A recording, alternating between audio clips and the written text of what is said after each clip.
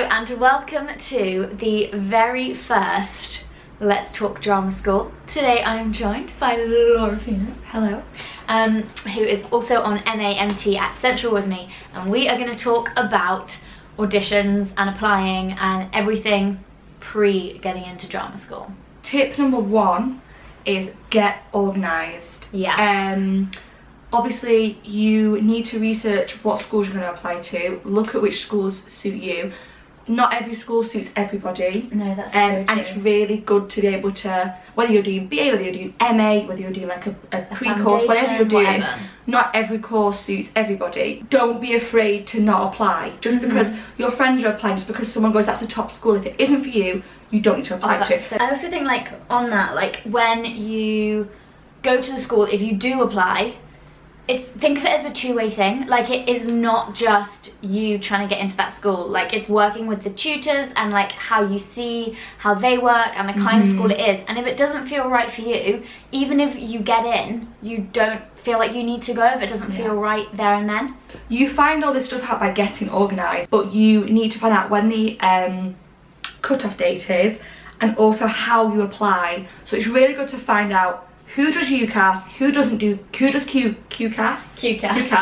who doesn't, who's a private application, who do you send it off to, where does it go? You find out how much it's going to cost you. Oh yeah.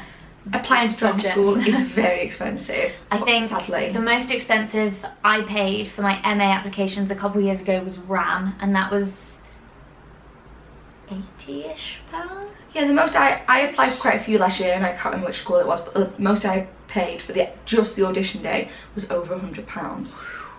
Because also with ones that use QCAS, you've got to pay your QCAS fee the problem with it. and then pay your audition fee, and it just builds up. So I think I know when I applied for undergrads, I felt like I had to apply everywhere. Don't. It's a waste of money. Also, don't feel you need to send in all your applications at once. I know I sent in for this, like a year ago when I was applying for this cycle of auditions, I sent in my first one maybe in December, then I waited until February for my next one. I didn't apply for Central until March, and I auditioned in April.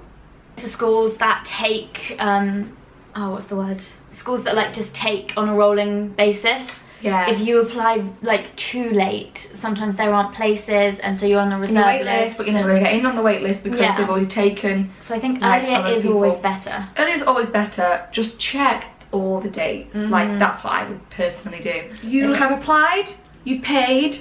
Now it's like, okay, the week before, like obviously you need to look at what they want in the audition. That comes back to your organisation, would you say? Yes, and make sure that you know for each school, because each school does want different things. Don't be caught out.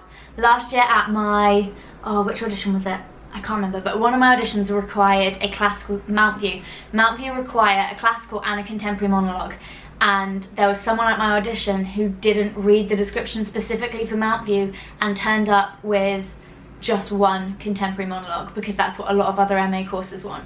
I had a classical and a contemporary prepared for everywhere I went, and then 2 weeks before I came to Central, they had their email said they want 2 contemporary, and I was like, if I'd not read the email again, I wouldn't have had 2 contemporary. Oh man. Like, it happens. now they very often pick one, so it's not the end of the world I had a contemporary, but that would have put me in such a flustered mindset if I'd gone, not read it, and everyone had brought 2 contemporaries to read. So being unorganised, like, that thought just stressed me out so much. Yeah, you just need to read it once, read it again. So your big things are all, like, if you're doing a musical theatre, your music, your monologues, like, or whatever else they ask you to prepare. That's like a and then big there'll be a thing. dance call. Then there'll be a dance call, and this is what comes to the next thing about what you need to wear and what you need to bring. So the biggest stress, I don't know if you found this, like, I used to be like, oh, they're not going to pick me because I wore these shoes, or they're not going to pick me. I would say wear something that makes you comfortable and that represents you as a person. You want to be appropriate, like, think about what you're wearing for when. Your sports bra and leggings probably is fine for the dance call and the movement call. That's okay. Do you want to stand in a singing call in that? No. Make sure you bring a change of clothes. I think this threw a lot of people at the audition I was helping out with, is that they came ready in their leggings, in their like sports tops, and then they didn't bring anything to change into. And when like our course leader was like, okay, make sure you let them know like now's the time to be in their dance clothes and then they'll get changed after, everyone was like, what? I didn't bring anything else. And people stress. I think it's important, like obviously you want to wear things you can move in. Don't wear like a really short skirt for the acting and singing section, because you're not going to be able to like throw yourself into the movement. But I do think it's important to maybe, even if it's just a hair change, just change something about what you're wearing. Just so that you feel, for me personally, I felt like, okay, for the auditions that had movement calls, I'd gone from movement call, dance, to acting and singing now. Yeah. To something comfortable. I just had an audition outfit. I had the same outfit for every audition. Me too. Because I was really comfortable with music. So, when I was helping out with auditions, people were having a stress. People have minor breakdowns about what music should look like. Yeah. From our experience, from the people that we have spoken to within the industry, people who are involved, in the UK, this is not for USA. No. In the UK, the best way at the moment to prepare your music is sellotaped. A lot of pianists, like if it's in a folder, they struggle to turn it, and sometimes the folder reflects. So this is what my music will look like, Flying to the Future from Vanities. It's in a sellotaped down the spine, just down here on the back. Or I don't do that. I do it three pieces down the front. As long as it's secure, that's what matters. And in a what's this called? Like a concertina style. So it's kind of like a mini book. Make the cuts super clear. And then when you go over to the pianist, when you go in the room, yes, that's clear so again. important. The relationship you build with the pianist in that like 30-40 seconds is so important. Whenever you're with the pianist, just say to them, I've got this. Even if there's no cuts, just say, I'm going all the way through. Yeah. And they can be like, okay. If you've got a little bit of a tricky bit, just point it out to them. Just think about the way you're going to present yourself in stuff. Very often they do group things, which is super orcs. Especially at Central. They love group things. I think Central was the only time I had to do a group task. They're looking for instruction. Yeah, how you take direction and how you work with others and how you listen. You don't need to be the first person to talk. You don't need to be the person who's like, rah, rah, rah, rah. You just don't. Just if you're following instructions and doing what you need to do, they will notice you. Yeah. That's what you want to be noticed for. Not, she didn't listen to me once and she didn't let anyone else speak. She was too loud, she didn't let anyone else speak, she didn't actually follow the task, and she made it about her. Yeah. Also, like, you will be working with current students on the course. They'll either be the ones bringing you in and out of the room, or you'll be doing your monologues to them.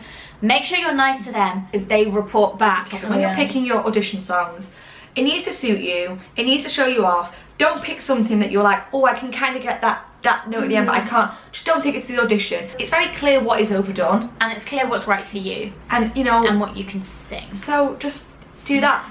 My also advice from experience of my singing, of doing the auditions, sorry, pick something that's age appropriate where possible. Yes. I'm making a video on choosing rep and rep songs to avoid, so keep an eye out for those in the next couple of weeks. They will help.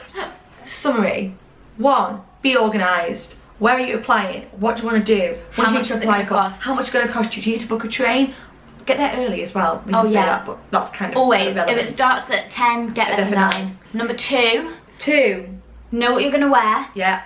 Don't stress out and have a backup in case something happens the day before to that outfit. Like you spill something on it. Yeah. 3, organise your stuff for the day. And 4, I think the last thing, you are the most important thing on the day. So important. Be stressing about, she looked at me the wrong way, he's sung the same song as me, he's done this, she's done this. You're there to show your skills. If it's meant to be, it's meant to be. You will get in. If you have to try for 2 more years, it's fine. It's fine. Everyone has a different time to be there. Like, and you'll be in the right place eventually. Yeah. Don't much be. Also, remember that it is a two-way thing. Yes. I think that's so important. And the only school that really told me that was Central. Same. And I think that actually really like made a huge impact on my day and my how I considered Central, because I was like, that's actually really important that they care about me and I'm not just a number or a space to fill. And don't think about it too much after. I mean, we haven't really talked about that, but you'll have to wait normally 2 to 3 weeks after an audition